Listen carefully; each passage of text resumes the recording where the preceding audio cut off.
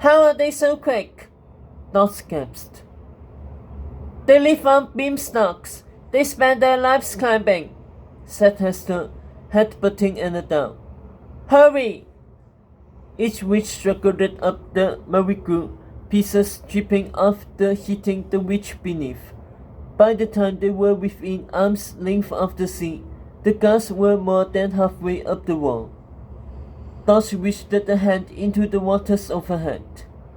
We need a way to stay upside down and swim, she said, scanning the sea beyond the wall, shrouded in fog. Caves must be out there somewhere. The sea around the caves is supposed to be poisonous, said Annie, eyeing Dot's wet, perfectly healthy hand. Caves must not be the close, then, Hester grimaced before peeking down at the guards. They're getting closer, though. Wait a second, Dot said, focused overhead. Look!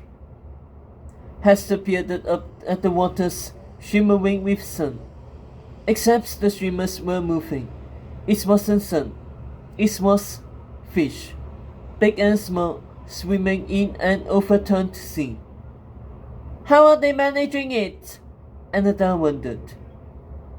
Dot punched her hand into the fish-filled waters again, keeping it in longer, gauging something. Her eyes narrowed. Only one way to find out, she said. With a deep breath, she launched the bus, cannoning into the sea. Dot, no! Hester and Annie screamed, both prepared to catch their falling friend, even if it means death for them all. Only Dot didn't fall. Currents! She peeped, dangling from the water, her head upside down. They hold you in place like the hose bars in the sky. Jump in! Annabelle didn't hesitate, flinging herself up and belly flopping into Dot. A second later, the pair popped their heads out of the sea like lemurs, but Hester still hadn't moved from her spot down the marigold. Fruit crumbled under her fingers, her body slipping. Below, she heard men's shouts, the scrap of their boots against chocolate. You need to jump! Now! Annabelle demanded. Hester didn't know how to put feelings into words, her fear of letting go, her inability to trust, the vulnerability of a leap. But a true friend can sense these things without them spoken. Trust me, said Annabelle.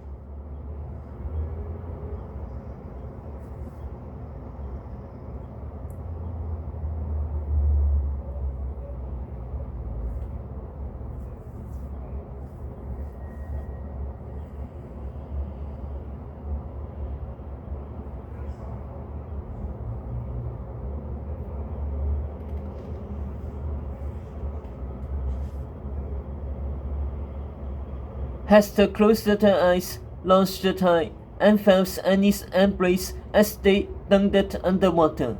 The sea was warm, its currents viscous, sucking onto her body like the arms of a starfish. Hester opened her eyes to a miles-long drop to the sky below. She panicked, blood surging to her head, her limbs flushing against the waves, but the warmth held her close, and she couldn't tell if it was Annie or the sea. Her head felt light and empty. Salt water slipped down her throat. Cold arms wrapped her tighter. Hester looked into Annie's eyes, the currents locking them together, fish brushing their legs.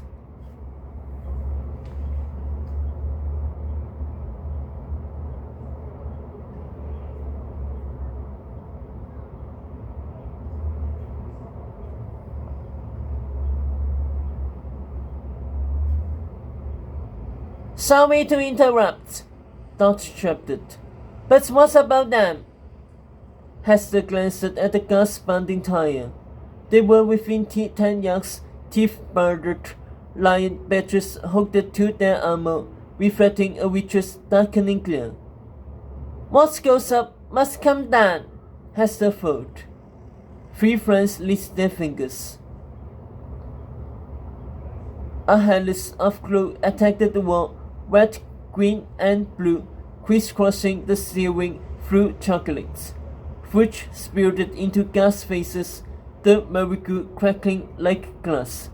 But the man kept climbing, the first guard within range of the sea. With a bloody yell, he premed to jump at Annabelle. Hester locked eyes with him, redoubling with her glow. The wand combusted under her hands. Chocolate, cream, and marigold shattered, spraying into the air as the bonnet gas plummeted, screams echoing before they were lost to the sun. Let's go, Hester ordered, paddling upside down into fog. Don't know how long we'll last with blood filling our heads like this. But Star stayed in place, eyes pinned downwards, throats bubbling, as if their survival had come to a cost she wasn't ready for. That! She turned to her coven mates, both shadowed in mist, and Adele's wet eyes pierced through. They wouldn't have mounted for you, she said. And Adele had asked a pertinent question. If the sea around the caves were said to be poisonous, why were the witches still alive? Prowling through fog, heads handing out of the water, they hunted for the caves, alert for poison. But all they found was more in the sea, the fog breaking to refill open water again and again, until Hester's head was so swollen with blood that she began to hallucinate tiny Easter bunnies. Annabelle and Dot, too, were swimming slower and slower, their eyes rolling to the backs of their skulls, as if they were lost in their own visions. Stop! Hester said, throwing out her arm. Annie and Dot collided with her. Ahead, the upturned sea ended in a waterfall, plunging at impossible speed. Into a new sea, down below, the sky restored overhead. Who knew I'll be so excited for a sea to be where it should be? Annabelle said. Waterfall must be the end of the kingdom, Dot exhausted. But any comforts the witches had in seeing the woods right side up beyond the waterfall was offset by the hue of this distant sea, thick and red, the color of rust, and, in the middle of the sea, an island of towering rock. The surface of this rock looked like a clock face, with an opening to a cave at every hour, 12 caves of contemple in all.